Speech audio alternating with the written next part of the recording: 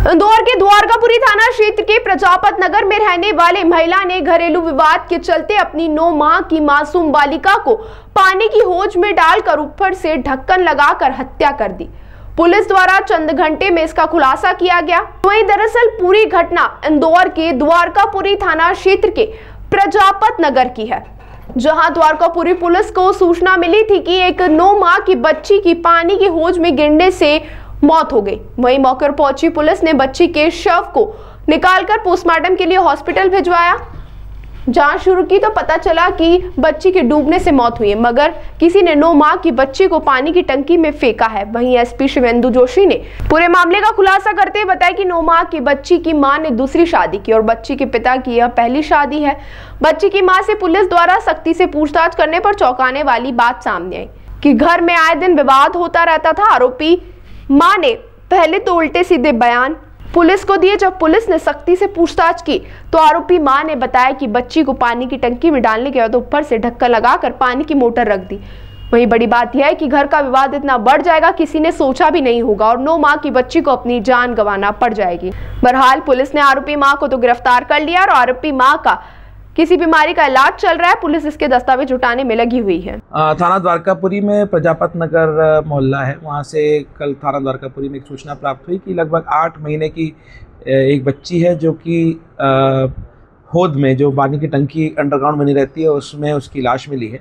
Police ने मौके पर तत्काल पहुँच करके इसमें तस्दीक शुरू करी तो पुलिस ने प्रथम दृष्टया पाया कि लड़की जो है वो पानी की टंकी में है और उसकी मृत्यु हो चुकी है और पानी की टंकी को का ऊपर से ढक्कन लगा करके उस पर भारी वजन की मोटर रखना पाया गया। संदेह वहीं से उत्पन्न हुआ और संदेह के आधार पर जब परिवार वालों से पूछताछ शुरू की गई, मौके पर जब जो उसका घर है उसमें उसके पिता मौजूद थे पर वो स्नान करने गए हुए थे, माँ काम कर रही थी।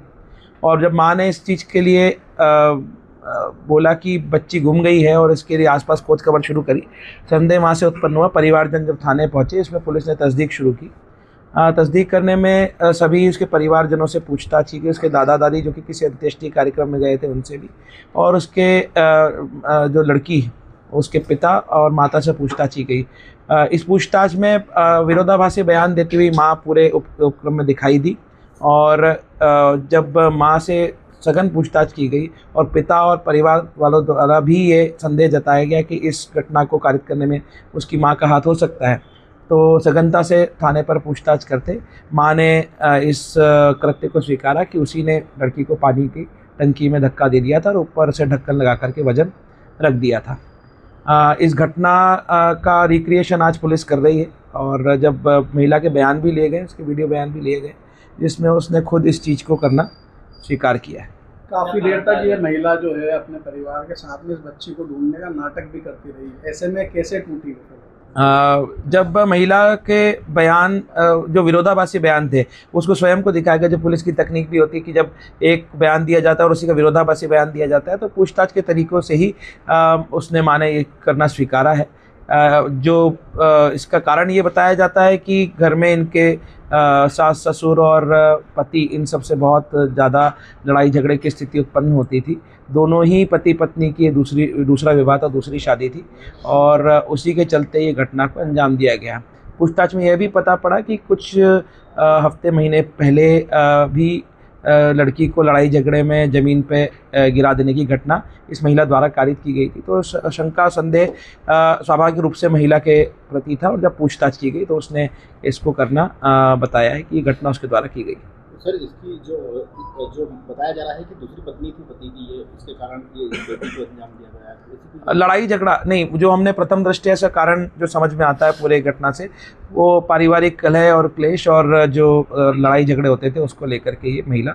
और दूसरा महिला के बारे में ये भी पता पड़ा है, पुलिस उसके भी साक्ष्य जुटा रही है कि वो उसका मानसिक किसी रोग का भी इलाज भी चल रहा है, ये भी सामने आया। इसमें भी पुलिस दस्तावेज इकट्ठे कर रही है। प्रथम दृष्टया ये स्थिति सामने आई। हाँ, ये तो है, ये जैसा बताया पति ने दूसरी शादी करी थी।